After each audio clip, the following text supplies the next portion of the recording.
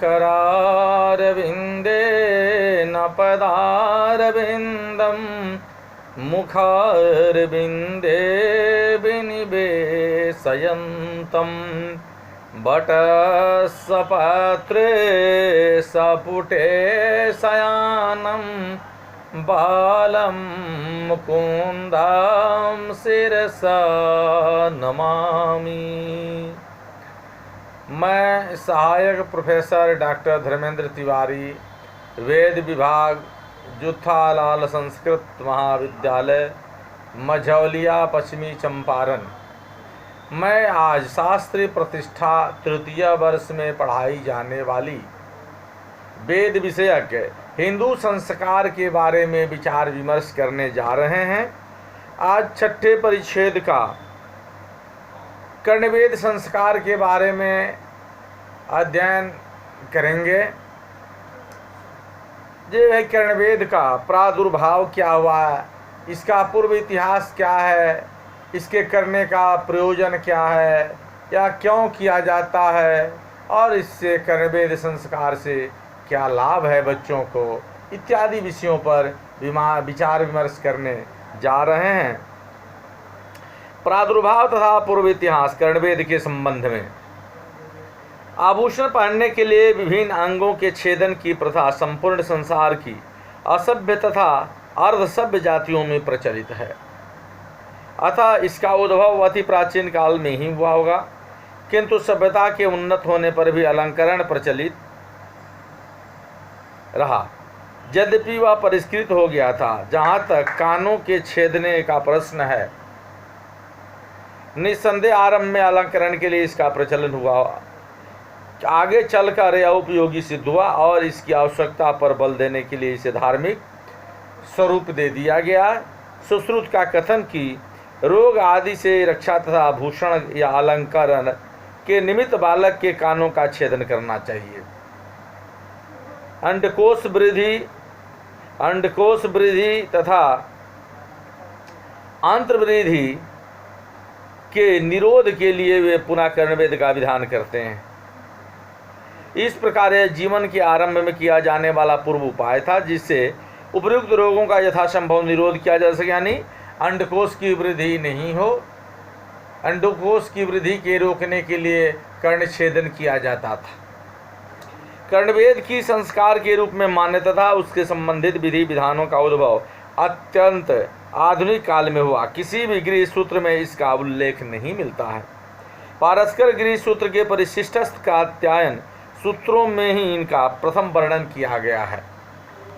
परवर्ती पद्धतियां इस संस्कार का वर्णन करती हुई याज्ञिक लोग इस प्रकार कहते हैं कि आदि शब्दों में अपने प्रमाणों को उद्धृत करते हैं, जिससे अनुमान होता है कि मूल में इस संसार के लिए कोई धर्मशास्त्रीय प्रमाण नहीं था। संस्कारों की सूची में इसके आधुनिक समावेश का कारण यह है कि इसका मूल प्रयोजन अलंकरणात्मक था और कोई भी धार्मिक भावना इससे संयुक्त न थी। अत्यंत विस्तृत अर्थ में ही संस्कारों के पवित्र क्षेत्र में इसका प्रवेश हुआ। अथर्ववेद के एक सूक्त में कर्णवेद का उल्लेख किया गया है, किंतु कौशिक ने इसका व्यवहार पशुओं के कानों को चिन्हित करने में किया है। जन्म तो 10वें वान्ही 10 से 12 वाथ 16 बृहस्पति। और संस्कार योग्य आयु और समय, तो भाई कर्णवेद करने संस्कार करने के लिए आयु क्या होना चाहिए और उसके लिए समुचित समय क्या होना चाहिए कर्णवेद संस्कार के लिए। बृहस्पति के अनुसार संस्कार शिशु के जन्म के पश्चात 10वें 12वें 16वें दिन किया जाता था। गर्ग के अनुसार षष्ठम सप्तम अष्टम अथवा 12 मास इस संस्कार के लिए उपयुक्त समय है। श्रीपति का मत है कि शिशु के दांत निकलने के पूर्व और जबकि शिशु माता की गोद में ही खेलता हो कर्णवेद संस्कार संपन्न करना चाहिए। किंतु कात्यायन सूत्र कर्णवेद संस्कार के उपयुक्त समय के रूप में शिशु के तृतीय अथवा पंचम वर्ष का विधान करता है। अल्पायु के मूल में यह विचार निहित प्रतीत होता है कि कानों का छेदन अपेक्षा की सरलता अल्पाष्टकायी होता है। शारीरिक सुविधा का ध्यान रखते हुए सुश्रुत षष्ठ अथवा सप्तम मास को प्राथमिकता देता है। पारस्कर के गृह परिशिष्ट की रचना प्रवर्ती काल में हुई थी, जबकि कर्णवेद ने एक संस्कार का रूप ग्रहण कर लिया था और बालक के कष्ट तथा सुविधा की ओर इस समय को ध्यान दिए बिना संस्कार करना अनिवार्य हो गया था। तृतीय और पंचम वर्ष चूड़ाकरण संस्कार के लिए विहित हैं, अतः यदि कात्यायन सूत्र के विचार को माना जाए तो दोनों संस्कार साथ साथ संपन्न होते हैं। आजकल बहुधा चूड़ाकरण और कर्णवेद उपनयन के साथ कर दिए जाते हैं। संस्कार कर्ता कात्यायन सूत्र के मतानुसार यह संस्कार पिता द्वारा किया जाता था, परंतु इस विषय में वह मौन है कि कानों का छेदन किसे करना चाहिए। सुश्रुत के अनुसार भिषक को बाएं हाथ से कर्णवेद करना चाहिए, किंतु मध्यकालीन लेखक श्रीपति या विशेषाधिकार व्यवसायिक शौचिक माने सुई बनाने वाले या उससे काम करने वाले प्रायः सुनार को देते हैं कर्णछेद करने के लिए। अपने वंश परंपरागत अनुभव के कारण कर्णवेद के लिए अधिकांशतः सुनार ही आमंत्रित किया जाता है। कर्णवेद के लिए सुई के प्रकार कि भाई कर्णवेद संस्कार में सुई किस प्रकार का होना चाहिए, कैसा होना चाहिए, तो कान छेदने वाली सुई के प्रकार की कर्मकांडीय लेखकों द्वारा नियत है कि स्वर्णमयी सूची शोभादायिनी है, किंतु अपने सामर्थ्य के अनुसार चांदी अथवा लोहे की सुई का भी व्यवहार किया जा सकता है। स्मृति महाअर्णव सभी के लिए तांबे की सूची का विधान करता है। श्वेत सूत्र से आवृत ताम्र सूची से कर्णवेद करना चाहिए। शिशु की जाति के अनुसार इनमें भेद हो सकता है। राजपुत्र के लिए स्वर्णमयी सूची, ब्राह्मण व वैश्य के लिए रजत निर्मित सूची तथा शूद्र के लिए लौह सूची का व्यवहार में लाना चाहिए। यह भेद व्यवहारपूर्ण आधार आर्थिक था। संस्कार की अनिवार्यता, भाई कर्णवेद संस्कार की अनिवार्यता क्या है? तो कर्णवेद के धार्मिक स्वरूप ग्रहण करने पर इसका करना अनिवार्य हो गया तथा इसकी अवहेलना पाप समझी जाने लगी। इसकी अवज्ञा करने वाले अपने स्थान से पतित माना जाता था। मध्ययुगीन स्मृतिकार देवल लिखते हैं, जिस ब्राह्मण के कर्णरंध्र में सूर्य की छाया प्रवेश नहीं करती, उस ब्राह्मण को देखते ही संपूर्ण पुण्य नष्ट हो जाते हैं।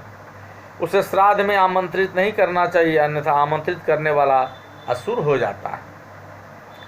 अब विधि विधान, कर्णवेद संस्कार करने में कौन सा विधि विधान करना चाहिए? तो कात्यायन सूत्र में वर्णित कर्णवेद के संस्कार अत्यंत साधारण है। एक शुभ दिन में मध्याह्न के पूर्व दिन के पूर्वार्ध में यह संस्कार किया जाता है, यानी मध्याह्न काल से पूर्व में कर्णवेद संस्कार करना चाहिए। पूर्वाभिमुख बालक को बैठाकर उसे कुछ मिठाइयाँ दी जाती थी। उसके पश्चात अधोलिखित मंत्र के साथ शिशु का दायां कान छेदा जाता था। हम अपने कानों के से भद्रवाणी सुने आदि। भद्रं कर्णेभिः शृणुयाम देवा भद्रं पश्येमाक्षभिर्जत्राः स्थिरैरङ्गैस्तुष्ट्वागुंसस्तनूभिर्वेशेमहि देवहि तं जदायुः इत्यादि मंत्र पढ़े जाते थे और बायां कान बक्षंती आदि मंत्र से के साथ छेदा जाता था। ब्राह्मण भोजन के साथ संस्कार समाप्त हो जाता था। कर्णवेद के विषय में सुश्रुत का मत। सुश्रुत इस संस्कार की विधि का अत्यंत सतर्क वर्णन प्रस्तुत करते हैं। वे कहते हैं कर्णवेद संस्कार षष्ठम अथवा सप्तम मास में शुक्ल पक्ष में किसी शुभ दिन में संपन्न करना चाहिए। आरंभिक कार्यों के पश्चात शिशु को माता अथवा धाय की गोदी में रख उसे खिलाना चाहिए और खिलाने के माध्यम से संस्कार के लिए प्रस्तुत करना चाहिए। इसके पश्चात भिषक को अपने बाएं हाथ से शिशु के कान को खींचकर उनके प्राकृतिक क्षेत्रों को जो सूर्य के प्रकाश में स्पष्ट दिखाई देते हैं छेदना चाहिए। यदि कान कोमल हो तो सुई और यदि कठोर हो तो सूजे का व्यवहार करना चाहिए। कर्णवेद के पश्चात रुई के धागे अथवा वर्तिका के द्वारा छिद्रों में तेल छोड़ना चाहिए। उत्तरकालीन स्वरूप। संस्कारों का विवेचन करने वाले प्रवर्ती लेखकों ने इस संस्कार में अनेक धार्मिक तत्वों और सामाजिक मनोविनोद का समावेश कर दिया, जिनका उद्भव अत्यंत आधुनिक काल में हुआ है। संस्कार के दिन केशव भगवान विष्णु, हर, शिव, ब्रह्मा, सूर्य, चंद्र, दिक्पाल, नासत्य, सरस्वती, ब्राह्मण तथा गायों का पूजन किया जाता था। कुल गुरु को अलंकृत कर उन्हें एक आसन दिया जाता था। तब शुभ्र वस्त्रों से सुसज्जित धात्री भली भांति अलंकृत कर शिशु को लाती थी, जिससे कान लाल चूर्ण से रंगे रहते थे। शिशु को फुसलाया और शांत रखा जाता था। वैद्य एक ही बार में किंतु बहुत धीरे से उसके कान में छेद देता था। पहले बालक का दाहिना और कन्या का बायां कान छेदा जाता था। अंत में ब्राह्मणों, ज्योतिषियों और वैद्य को दान दक्षिणा दी जाती थी तथा स्त्रियों, मित्रों और संबंधियों का सत्कार और मनोरंजन, भोजन आदि कार्य संपन्न किए जाते थे। तो कर्णवेद संस्कार के बाद तो भाई अब शिक्षा की जरूरी है, तो बालक को विद्यारंभ संस्कार दी जाती थी, जो ऐसे में प्रथम परिच्छेद में विद्यारंभ संस्कार में कहा गया है। तो अब हम लोग विद्यारंभ संस्कार के बारे में विचार विमर्श करने जा रहे हैं। संस्कार का नाम क्या है, इसका अर्थ क्या है और प्रयोजन क्या है विद्यारंभ संस्कार का, क्यों विद्यारंभ संस्कार किया जाता है, इसके लाभ कौन कौन से हैं, इसकी प्रयोजन क्या है। तो जब बालक का मस्तिष्क शिक्षा ग्रहण करने के योग्य हो जाता है तब शिक्षा का आरंभ विद्यारंभ संस्कार के साथ किया जाता था और उसे अक्षर सिखाए जाते थे। इस संस्कार के अनेक नाम दिए गए। विभिन्न धर्मशास्त्रकारों ने विद्यारंभ, अक्षरारंभ, अक्षर स्वीकरण, अक्षर लेखन आदि नामों से उल्लेख किया है। जैसा कि इसके नाम से स्पष्ट होता है कि वह प्राकृतिक संस्कार न होकर सांस्कृतिक संस्कार है।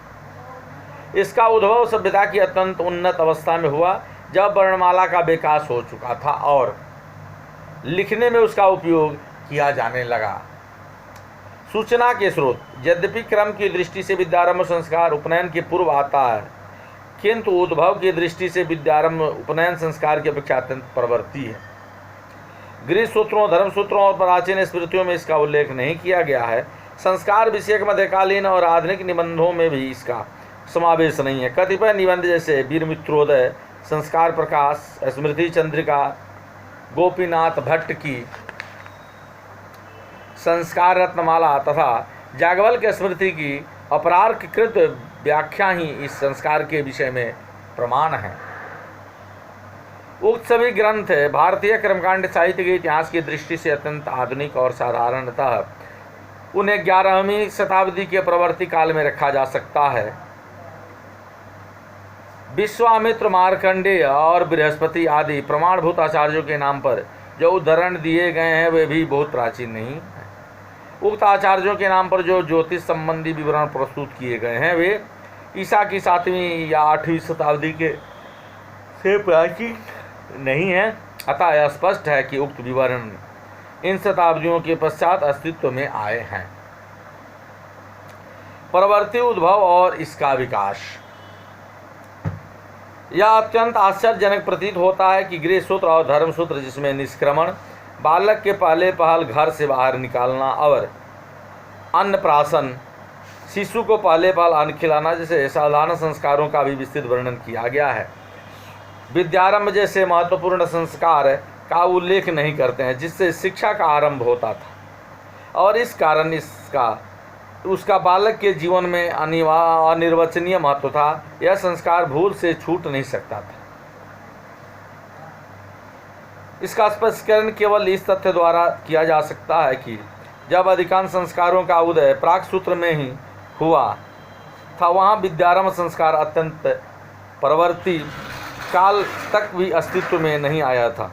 संस्कृत उस समय की बोलचाल की सामान्य भाषा थी और प्राथमिक शिक्षा का आरंभ उपनयन संस्कार से होता था।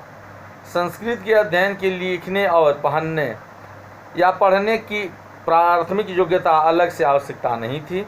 बालक की शिक्षा वैदिक ऋचाओं के कंठस्थ करने से लेखन कला की सहायता के बिना ही आरंभ होती थी।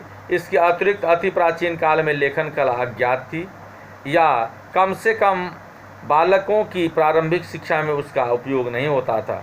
अतः वर्णमाला की शिक्षा आरंभ करने के लिए उपनयन के अतिरिक्त अन्य किसी संस्कार की आवश्यकता नहीं होती थी। आगे चलकर संस्कृत बोलचाल की जनभाषा न रह गई। हिंदुओं का साहित्य समृद्ध हुआ और उसमें जटिलता आने लगी। व्याकरण, निरुक्त शिक्षा आदि का विकास हुआ तथा अन्य विद्याएं शास्त्र के अस्तित्व में नाना विद्याएं आने लगी। इस प्रकार साहित्य का भंडार निरंतर प्रस्तुत होता जा रहा था और फलस्वरूप स्मरण द्वारा उसकी रक्षा करना प्राय असंभव हो गया था। अतः विद्या के भंडार की सुरक्षा के लिए वर्णमाला और लेखन कला का आविष्कार किया गया। अब संस्कृत साहित्य के अध्ययन के लिए पढ़ने और लिखने की प्राथमिक शिक्षा आवश्यक हो गई। इस प्रकार अब उपनयन संस्कार प्राथमिक शिक्षा के आरंभ का सूचक नहीं रह गया, अब यह संस्कार माध्यमिक शिक्षा के आरंभ का द्योतन करने लगा।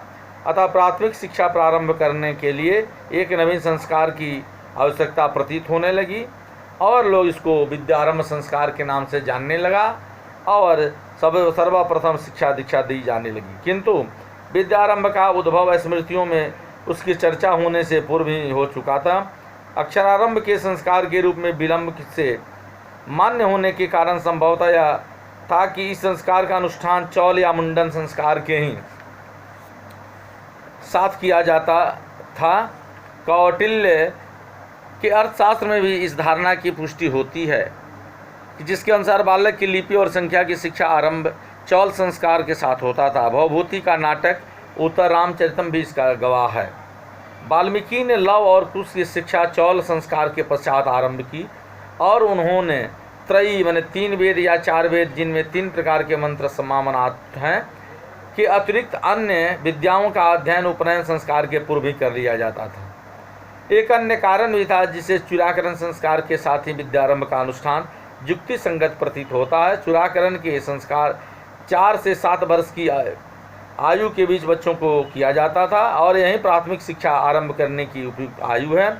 चूड़ाकरण के अवसर पर रखी जाने वाली शिखाओं की संख्या भी उस परिवार के प्रवरों की संख्या के अनुपात से निश्चित की जाती थी। इस प्रकार चूड़ाकरण के साथ ही बालक की प्राथमिक शिक्षा आरंभ की जाती थी।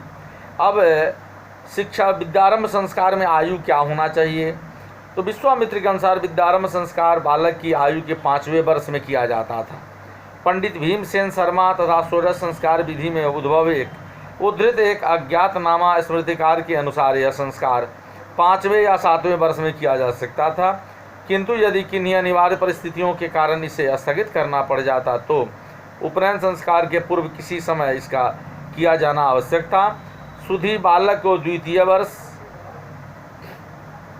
उपनयन माता के गर्भ से बालक का भौतिक जन्म होता है और उपनयन के समय बालक का जीवन सांस्कृतिक दृष्टि से नए सिरे से आरंभ होता है। अतः इसे द्वितीय जन्म कहा जाता है और इसीलिए ब्राह्मण को द्विज कहा जाता है या द्विजन्मा कहा जाता है। उपनयन संस्कार के बाद के पूर्व अक्षरारंभ अवश्य करा लेना चाहिए। इसके लिए उपयुक्त समय मार्गशीर्ष से ज्येष्ठ मास पर्यंत था। आषाढ़ से कार्तिक तक विष्णु के शयन का समय माना जाता था। अतः इस समय विद्यारंभ का अनुष्ठान निषिद्ध था। इस संदर्भ में एक बात स्मरणीय है कि सूत्र और प्रागसूत्र युग में विशेष रूप से वर्षा ऋतु में ही शिक्षा सत्र प्रारंभ होता था, किंतु उपयुक्त प्रमाण के अनुसार यही ऋतु इस संस्कार के लिए निषिद्ध थी। विधि क्या है विद्यारंभ संस्कार का? तो सूर्य जब उत्तरायण में रहता है उस समय कोई एक शुभ दिन संस्कार के लिए निश्चित कर लिया जाता था। आरंभ में बालक को स्नान कराया जाता था और सुगंधित पदार्थों तथा सुंदर वेशभूषा से उसे अलंकृत किया जाता था। इसके पश्चात गणेश, सरस्वती, बृहस्पति और गृह देवता की पूजा की जाती थी। नारायण और लक्ष्मी का आराधना और वेद और वैदिक चरण के सूत्रकारों के प्रति आदर प्रकट किया जाता था। तदंतर होम किया जाता था।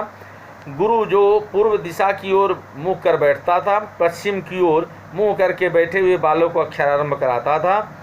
रजत फलक पर केसर तथा अन्य द्रव्य से बिखेर दिए जाते थे और सोने की लेखनी से उस पर अक्षर लिखे जाते थे, किंतु यह केवल धनी परिवारों के लिए संभव था। अतः इस अवसर पर विशेष रूप से बनवाई गई लेखनी से चावल पर अक्षर लिखे जाते थे।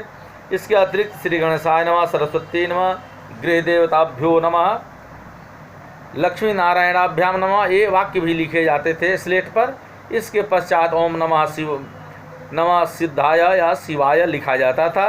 तब बालक गुरु का अर्चन करता था और गुरु बालक को लिखे हुए अक्षरों और उपयुक्त वाक्यों को 3 बार पढ़ाता था। पढ़ने के पश्चात बालक गुरु को वस्त्र और आभूषण आदि भेंट करता था और देवताओं की 3 प्रदक्षिणाएं करता था।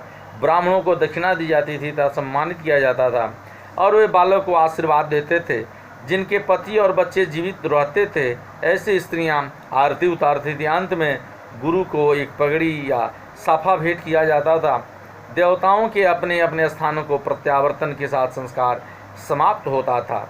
इस प्रकार हम लोग विद्यारंभ संस्कार के बारे में अध्ययन अध्यापन किए। इसके बाद मैं अपनी वाणी को विराम देने जा रहा हूँ। धन्यवाद। जय भारत।